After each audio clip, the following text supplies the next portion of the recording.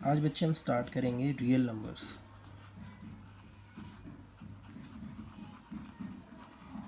Real numbers class 10th का chapter 1। ठीक है,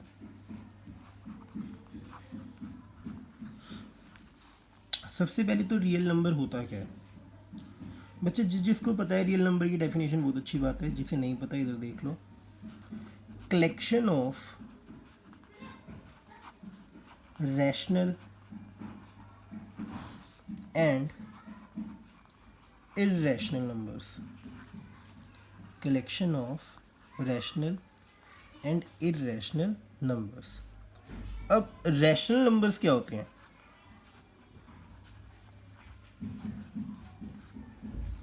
those numbers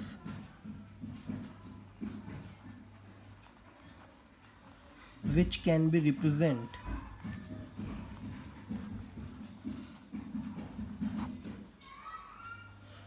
in the form of p by q where q is non zero. ठीक है जी, जो भी नंबर p बाई q की फॉर्म में एक्सप्रेस किए जा सकते हैं जहाँ q क्या होना चाहिए, नॉन ज़ीरो। ठीक है, उसे हम क्या कहते हैं, रैशनल। अब p और q की एक और स्पेशल बात होती है, p एंड q आर को प्राइम। को प्राइम का मतलब होता है इनको कोई सेम नंबर डिवाइड नहीं कर सकता, इनका कोई कॉमन फैक्टर नहीं होगा, या फिर कुछ लोग ऐसे भी बोलेंगे कि इन दोनों का HCF क्या होता है, 1। मतलब इनका हाईएस्ट कॉमन फैक्टर, ऐसा कॉमन फैक्टर जो दोनों को डिवाइड करेगा वो 1 ही हो सकता है, 1 के अलावा कुछ भी नहीं हो सकता। ठीक है, अब इस चीज़ की बड़ी इंपॉर्टेंस है, आगे जाके समझ आएगी। ठीक है बच्चे, तो अब तक हमने पढ़ा रियल नंबर्स की definition, collection of rational and irrational number, those number which can be expressed in the form of p by q where q is non zero, p and q are coprime, HCF of p and q is 1। ठीक है, अब जो सबसे पहला topic आता है real numbers में वो आता है यूक्लिड डिवीजन लेमा। अब ये यूक्लिड डिवीजन लेमा क्या है? डिवीजन पे ध्यान दो। ठीक है, यूक्लिड डिवीजन लेमा कुछ नहीं है, तुम्हें जो छोटी क्लासेस में सिखाई थी रिमाइंडर थ्योरम वही है। अब रिमाइंडर थ्योरम होती क्या है? देखो भाई, तुमने बचपन में डिवीजन सीखी होगी। ठीक है, तुम्हें किसी ने बोला 15 को डिवाइड करो 2 से। ठीक है, 2 7 14 और ये 1 आ गया। तो बच्चे, जब आपने डिवीजन सीखी तो तुम्हारी टीचर ने या सर ने तुम्हें डिवीजन चेक करने का तरीका भी बताया होगा, जो कि फॉर्मूला था ये, जिसे हम रिमाइंडर थ्योरम भी कहते हैं। क्या फॉर्मूला था? Dividend is equal to divisor into quotient plus remainder. ये फॉर्मूला था कि आप चेक करो आपकी डिवीजन करेक्ट है या नहीं। डिविडेंड क्या है? 15। डिविडेंड मतलब जिसको डिवाइड किया गया है, डिवाइजर जिससे डिवाइड किया गया है, रिमाइंडर जो वैल्यू लास्ट में बच गई है, आगे डिवाइड नहीं हो रही, और ये कोशेंट। ठीक है जी, चेक कर लेते हैं कि आंसर सही आ रहा है नहीं आ रहा। Dividend is 15, divisor is 2, quotient is 7, remainder is 1। 15 2 7 14 plus 1, 15 is equal to 15, ये दोनों इक्वल आ गए, तो मेरी डिवीजन एकदम करेक्ट है। तो हमने सीखा इस फॉर्मूला को हम क्या कहते हैं, रिमाइंडर थ्योरम। ठीक है जी, जब छोटी क्लासेस में पढ़ते थे तो इसको बोलते थे रिमाइंडर थ्योरम। इसको जब जनरलाइज कर दिया गया बड़ी क्लासेस में तो उसका नाम हो गया यूक्लिड डिवीजन लेमा। यूक्लिड कोई भी नहीं था, एक मैथमेटिशियन था जिसके नाम पे ये पढ़ा है। डिवीजन का रूल यूज़ होता है इसलिए डिवीजन, लेमा मतलब रिजल्ट है। ठीक है, आपको इसको प्रूव नहीं करके दिखाना। ठीक है, आपको सिर्फ याद रखना है कि होता क्या, यूक्लिड डिवीजन लेमा। तो आपने क्या सीखा, ये क्या है, रिमाइंडर थ्योरम ही है। Dividend is equal to divisor into quotient plus remainder. पर अगर सिर्फ रिमाइंडर थ्योरम होती तो रिमाइंडर थ्योरम ही बोलते, ये नाम क्यों देते? इसमें थोड़ा सा चेंज है, ध्यान से देखना अब ज़रा। देखो बच्चे, मैंने तुम्हें कहा ये रिमाइंडर थ्योरम ही है और डिवीजन पे वर्क करता है। अब डिवीजन के लिए कोई दो नंबर्स चाहिए होते हैं और दोनों पॉजिटिव इंटीजर्स होने चाहिए। अब पॉजिटिव क्यों होने चाहिए बता देता हूँ। कभी तुमने देखा है डिवीजन के अंदर -15 लिखा है? नहीं होता ना। माइनस बाद में कैरी फॉरवर्ड हो जाएगा अगर आगे पीछे लगा हुआ है तो। हमेशा डिवीजन के टाइम पे सिर्फ दो ही पॉजिटिव इंटीजर्स चाहिए होते हैं। ठीक है, तो हम लेट कर लेते हैं। Let A and B are two positive integers. ठीक है, ऑब्वियस सी बात है बेटा, अगर दो पॉजिटिव इंटीजर लेके चल रहा हूँ तो या तो ए बड़ा होगा बी से या बी बड़ा होगा ए से, तभी तो डिवीजन पॉसिबल है, तभी तो डिवाइड करेंगे। तो हम मान लेते हैं से ए is greater than B.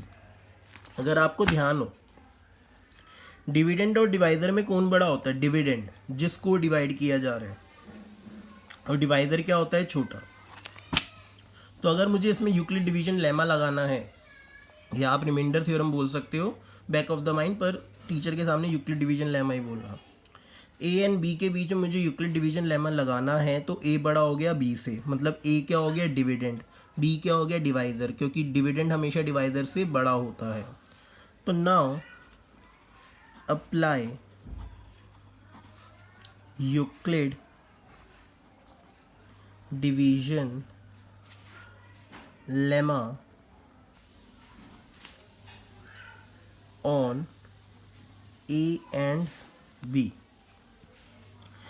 A और बी पे हम क्या लगाएंगे? Euclid division lemma. ए क्या था? Dividend. Dividend is equal to divisor into quotient plus remainder. इसी को बोलते हैं यूक्लिड डिवीजन लेमा। और ये था क्या? रिमाइंडर थ्योरम ही तो थी। ए क्या था? हमारा डिविडेंड। बी क्या है? हमारा डिवाइजर। क्यू का मतलब कोशेंट, आर का मतलब रिमाइंडर। साइड में लिख लेना, Q stands for quotient and R stands for remainder. ठीक है जी। एक चीज़ और बेटा, तुमने डिवीजन हमेशा सीखी है, रिमाइंडर भी आता रहा होगा, तो आपने हमेशा ध्यान दिया होगा रिमाइंडर कभी नेगेटिव नहीं आता, ज़्यादा से ज़्यादा ज़ीरो आ सकता है कम से कम। ठीक है, कम से कम रिमाइंडर ज़ीरो आ सकता है, ज़ीरो से छोटा नहीं हो सकता। तो ये जो आर की वैल्यू है, ये या तो ज़ीरो हो सकती है, इक्वल टू का मतलब है ज़ीरो हो सकती है, या ज़ीरो से बड़ी हो सकती है। एक चीज़ और जो आपने कभी पढ़ी है या नहीं पढ़ी मैं नहीं जानता, पर अभी ध्यान रखना, रिमाइंडर हमेशा डिवाइजर से छोटा होता है। रिमाइंडर हमेशा डिवाइजर से छोटा होता है। रिमाइंडर की वैल्यू कभी भी डिवाइजर से बड़ी नहीं हो सकती और बराबर भी नहीं हो सकती। ठीक है, तो R is always less than, यहाँ पे हमारा डिवाइजर क्या है? बी। ठीक है जी। तो यूक्लिड डिवीजन लेमा में हमने सीखा हमेशा एक नंबर होता है ए जो हम बी से बड़ा मान के चलेंगे, जिसे हम डिविडेंड बोलेंगे। बी क्या होगा? हमारा डिवाइजर। तो कभी भी हम अगर दो पॉजिटिव इंटीजर्स पे यूक्लिड डिवीजन लेमा लगाते हैं तो dividend is equal to divisor into quotient plus remainder. इसी को हम क्या बोलते हैं? Euclid division lemma. अब भाई ये सीख तो लिया कि रिमाइंडर थ्योरम है, ऐसे ऐसे होती है। अब इसके क्वेश्चन कैसे आएंगे? क्वेश्चन बच्चे ऐसे आएंगे, आपको ऐसे बोलेगा, show that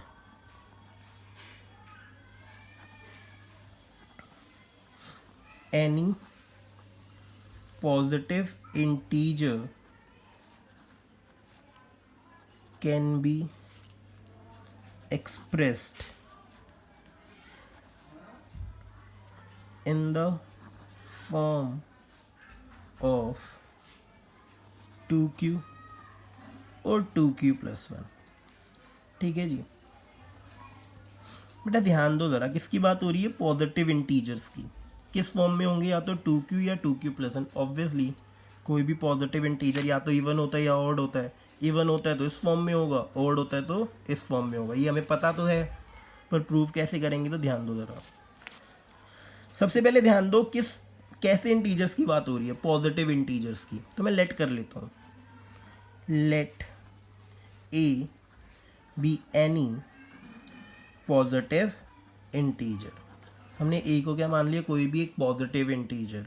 obviously Euclid division lemma लगाना है तो बी भी मानना पड़ेगा। बी क्या होता है? मेरा डिवाइजर। डिवाइजर क्या होता है? जो क्यू के साथ होता है। ठीक है, जो कोफिशिएंट क्यू का कोफिशिएंट होता है। क्या दे रखा है यहाँ पे? 2। यहाँ पे भी क्या दे रखा है? 2। तो मैं लेट कर लेता हूँ, let B is equal to 2। ये कहाँ से इंट मिला? यहाँ से, जो प्रूव करना है। ठीक है, बी को मैंने क्या माना? 2। Now apply Euclid division lemma on A and B. ठीक है, तो अगर मैं ए और बी पे यूक्लिड डिवीजन लेमा लगाऊं तो ए को कैसे लिख सकते हैं, dividend is equal to divisor into quotient plus remainder. B को आपने क्या माना है 2, तो A is equal to 2q plus R. अभी पीछे हमने सिखाया था कि रिमाइंडर हमेशा डिवाइजर से छोटा होगा, तो आर की वैल्यू 2 से छोटी होगी, 0 या 0 से बड़ी होगी। तो क्या क्या हो सकता है, आर 0 हो सकता है और आर 1 हो सकता है, 1 से बड़ा तो नहीं हो सकता क्योंकि 2 से छोटा है। तो रिमाइंडर के पे मेरे पास सिर्फ 2 ही ऑप्शन है, या तो 0 होगा या 1 होगा। तो case 1, let R is equal to 0, R को क्या मान लो 0, तो ए क्या हो गया बेटा 2q प्लस 0, तो ए कितना हो गया 2q। Case 2, let R is equal to 1, तो ए कितना हो गया 2q प्लस 1, और तो कोई केस पॉसिबल है ही नहीं, आर के 2 ही ऑप्शन थे, या तो 0 होगा या फिर 1 होगा। 0 रखा तो ए की वैल्यू क्या आ गई 2q, 1 रखा तो ए की वैल्यू क्या आ गई 2q प्लस 1। और हमें यही प्रूव करना था कि कोई भी पॉजिटिव इंटीजर या तो 2q की फॉर्म में होगा या 2q प्लस 1 की फॉर्म में होगा। ये पढ़ा था हमने, कोई भी पॉजिटिव इंटीजर या तो 2q की फॉर्म में होगा या फिर 2q प्लस 1 की फॉर्म में होगा। ठीक है, तो हेंस प्रूव्ड। ठीक है, अब इसके जैसे 2-3 क्वेश्चन और देखते हैं।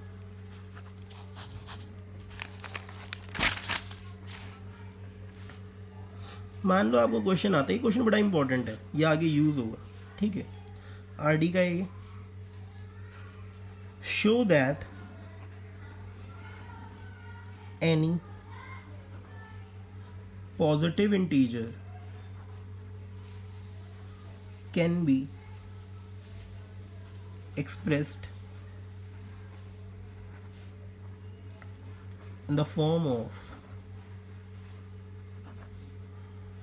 3q, 3q plus 1 और 3q plus 2। फिर से देखो बच्चे, किसकी बात हो रही है, पॉजिटिव इंटीजर की, तो हम लेट कर लेते हैं। Let A be any positive integer. A को लेट किया तो बी को भी लेट करना पड़ेगा। बी क्या होगा, कहाँ से इंट मिलता है, यहाँ से। क्यू के साथ क्या है 3 3 3, ज़रूरी नहीं है क्यू लिखा हो सकता है कोई और वेरिएबल यूज़ कर रखा हो, एम एन, जो भी उसका कोफिशिएंट होगा उसी को बी मानना है। Let B is equal to 3। Now apply Euclid division lemma on A and B. तो ए और बी पे अगर मैं यूक्लिड डिवीजन लेमा लगाऊं तो ए कैसे लिखा जा सकता है, B Q plus R. B है क्या 3, तो A is equal to 3q plus R. और हमने क्या सीखा था, रिमाइंडर हमेशा डिवाइजर से छोटा होता है, तो आर की वैल्यू 3 से छोटी होगी और कम से कम 0 हो सकती है, 0 से बड़ी। तो आर क्या क्या हो सकता है, 0 हो सकता है, 1 हो सकता है, 2 हो सकता है। तो मतलब अब आर के 3 ऑप्शंस हैं, या तो 0 या तो 1 या फिर 2। तो बेटा case 1, let R is equal to 0, तो ए कितना हो गया 3q प्लस 0, तो ए कितना हो गया 3q। ठीक है, case 2, let R is equal to 1, तो ये कितना हो गया 3q प्लस 1। फिर लास्ट केस बचा है 2 वाला, let R is equal to 2, तो ए कितना हो गया 3q प्लस 2। ये हमारा केस 3 था। ठीक है, सॉरी। तो आपने देखा कोई भी पॉजिटिव इंटीजर या तो 3q की फॉर्म में होगा, या 3q प्लस 1 की फॉर्म में होगा, या 3q प्लस 2 की फॉर्म में होगा। ठीक है जी। यही प्रूव करना था, तो ये हमने प्रूव कर दिया, ये हो गया हेंस प्रूव्ड। ठीक है, अब क्वेश्चन में थोड़ा सा वेरिएशन आता है अलग अलग जगह पे। जैसे ये क्वेश्चन आ गया, show that any positive integer can be expressed in the form of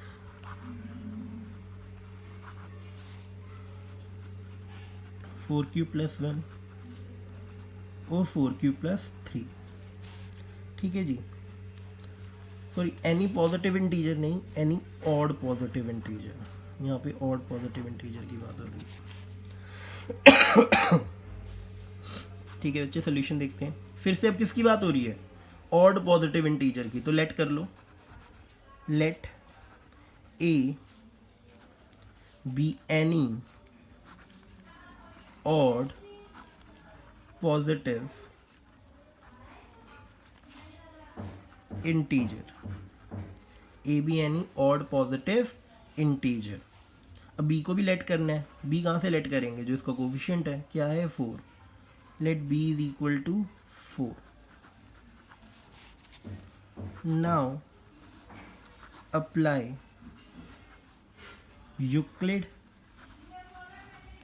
division lemma on A and B. फिर से dividend is equal to divisor into quotient plus remainder. B को आपने क्या माना है? 4, 4q प्लस आर। फिर से reminder किससे छोटा होगा? 4 से छोटा होगा, 0 या 0 से बड़ा होगा। तो आर क्या क्या हो सकता है? या तो 0 हो सकता है, या 1 हो सकता है, या 2 या 3, क्योंकि 4 से छोटे लेने थे। 4 केसेस बनेंगे बेटा। Case 1, let R is equal to 0। तो अगर मैं आर को 0 पुट करता हूँ तो ए कितना हो जाएगा? 4q प्लस 0, मतलब ए कितना हो गया? 4q।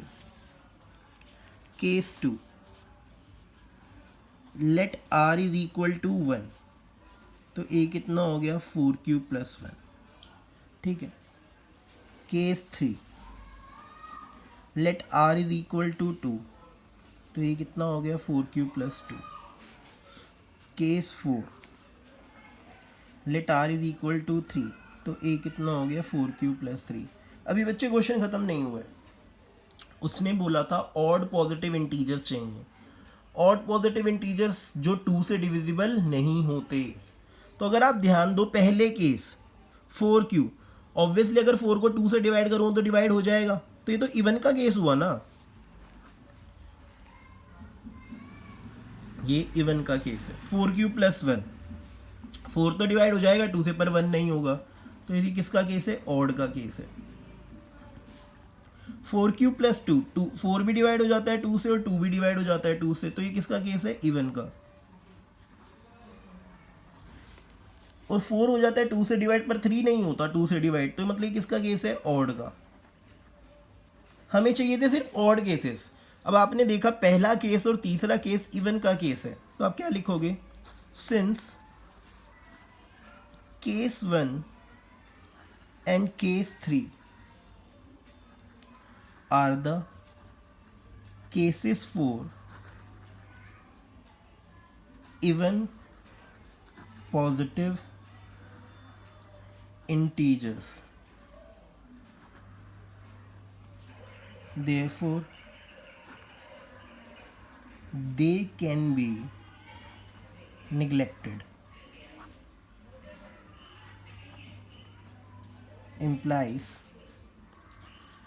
any odd positive integer can be expressed in the form of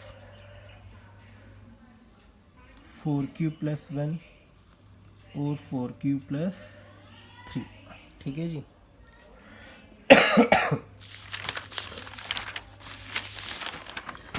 ठीक है बच्चे, आगे करते हैं। अब कुछ क्वेश्चंस दे रहा हूँ तुम्हें। पहला क्वेश्चन है, show that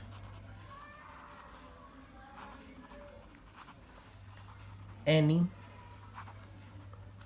positive integer can be expressed in the form of 5q, 5q plus 1, 5q plus 2, 5q plus 3 और 5q plus 4। ये आपके लिए क्वेश्चन, ठीक है। अगर ये सॉल्व नहीं होता तो आप मुझे इनबॉक्स कर सकते हो, ठीक है। Show that any odd positive integer can be expressed in the form of 6q plus 1, 6q plus 3 और 6q plus 5। ठीक है जी, तो ये 2 क्वेश्चन करने बच्चे आप लोगों को, ठीक है। तो आज जितना मैंने कराया है आप उसको अच्छे से देख लो, एक बार खुद अपने हाथ से लिख लो, ठीक है। अगर इसमें कोई प्रॉब्लम आती है तो आप मुझे इनबॉक्स कर सकते हो, ठीक है। मैं ऑल्टरनेट डेज पे एक वीडियो डालता रहूँगा जब तक लॉकडाउन है, ताकि आप ज़्यादा पीछे ना रहो स्कूल से, ठीक है। आज के लिए इतना ही, बाय।